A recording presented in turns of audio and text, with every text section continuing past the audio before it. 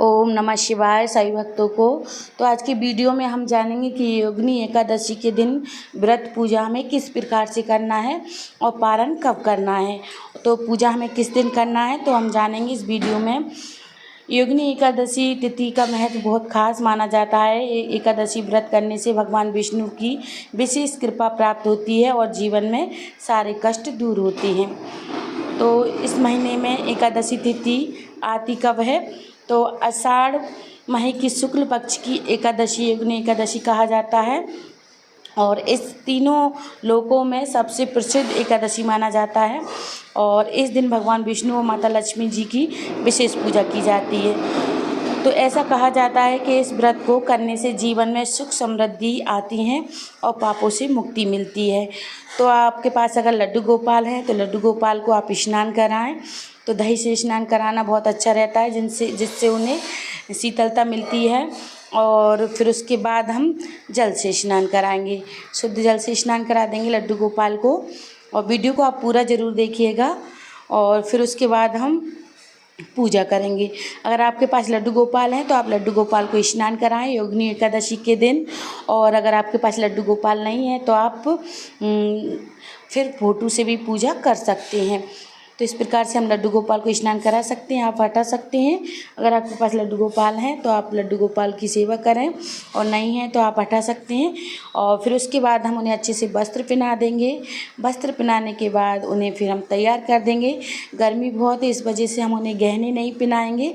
और इस प्रकार से उन्हें तैयार करके हम चौकी लगा लेंगे, चौकी पे पीला कपड़ा बिछा लेंगे और फिर उसके बाद हम लड्डू गोपाल को विराजमान कर देंगे।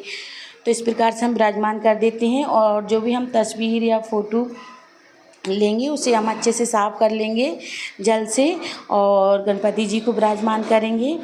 तो आषाढ़ माह की शुक्ल पक्ष की एकादशी 21 जून 2025 को पड़ रही है। वैदिक पंचांग के अनुसार इस तिथि की शुरुआत 21 जून को सुबह 7:18 पर होगी और तिथि की समाप्ति हमें 22 जून को सुबह 4:27 पर होगी।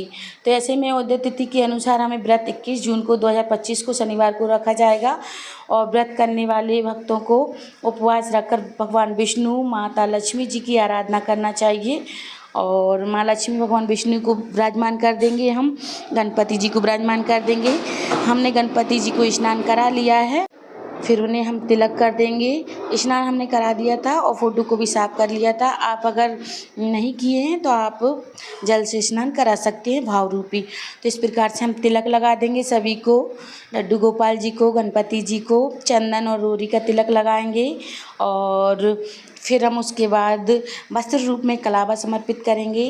तो आप चाहें तो जनेऊ भी समर्पित कर सकते हैं, आप चाहें तो कलावा भी समर्पित कर सकते हैं। तो इसके बाद फिर हम दीपक को प्रज्वलित कर लेते हैं पहले ही। तो हमें दीपक प्रज्वलित कर लेना चाहिए पहले से ही, अच्छा माना जाता है। दीपक हमारी पूजा का साक्षी होता है। तो इस प्रकार से हम दीपक को प्रज्वलित कर लिया। फिर हम पुष्प समर्पित करेंगे माँ लक्ष्मी जी को और भगवान विष्णु जी को, गणपति जी को और लड्डू गोपाल जी को। तो जो भी पुष्प हो आपके पास वो पुष्प समर्पित करें और पुष्प ना हो तो आप ऐसे भी पूजा कर सकते हैं। तो हम दीपक को भी पुष्प समर्पित करेंगे और फिर उसके बाद हमें पूजा करना है। तो पूजा हमें क्या करना है कि पहले वस्त्र रूप में हम कलावा समर्पित कर देते हैं। जो भी भोग आपने बनाया हो, मिठाई का भोग लगा सकते हैं, आप दूध का भोग लगा सकते हैं, मखाने की खीर बना सकते हैं, दूध से बनी जो भी आपने चीज़ बनाई हो उसका भोग हम लड्डू गोपाल भगवान माता लक्ष्मी जी को, विष्णु जी को भोग लगाएंगे। और गणपति जी को अलग से भोग रखेंगे और तुलसी पत्ता हमें ज़रूर से डालना है भोग में, इस बात का आप ध्यान रखें। तो तुलसी बिना हमारे भगवान विष्णु भोग ग्रहण नहीं करते हैं। और गणपति जी को हम अलग से भोग रखेंगे क्योंकि तुलसी पत्ता नहीं रखते हैं। और फिर उसके बाद हम आरती करेंगे। पहले हम कथा सुन लेते हैं और उनकी बांसुरी भी रख देंगे। हम कथा सुनेंगे तो कथा सुनने के लिए हम पुष्प और तिल अपने हाथ में ले लेंगे और फिर कथा सुनेंगे। तो योगिनी एकादशी की कथा आप सुने, चाहे मोबाइल द्वारा सुन सकते हैं या पुस्तक से भी आप सुन सकते हैं। तो इस प्रकार से हम तिल ले लेंगे हाथ में, फिर कथा सुनेंगे। कथा सुनने के बाद हम आरती करेंगे। तो इस प्रकार से हमें कथा सुनना है और कथा हो जाने के बाद जो भी तिल है हम सभी को समर्पित कर देंगे और जल के लोटे में भी डालेंगे, दीपक में भी डाल देंगे। तो इस प्रकार से हम कथा सुन ली है हमने और फिर उसके बाद आरती करेंगे। तो आरती करना, पहले हम गणपति जी की आरती करेंगे और फिर हम ठाकुर जी की आरती करेंगे, लक्ष्मीपति विष्णु भगवान की आरती करेंगे। तो योगिनी एकादशी के व्रत का पारण अगले दिन हमें 22 जून को करना है। तो इस दिन पारण का शुभ मुहूर्त 1:47 बजे से शाम को 4 बजे तक रहेगा। इस बात का आप ध्यान रखें। पारण करते समय आप भोजन करें, जो भी भगवान विष्णु को स्मरण करते हुए उनको भोग लगाएं, उसके बाद ही पारण ग्रहण करें। तो इस बात का आप ध्यान रखें और हाथ जोड़कर क्षमा याचना मांगेंगे। एकादशी का व्रत का पालन द्वादशी तिथि को शाम से ही शुरू हो जाता है और फिर हम अर्घ्य दे देंगे। अर्घ्य देने के बाद ही हम पूजा हमारी पूर्ण हो जाती है।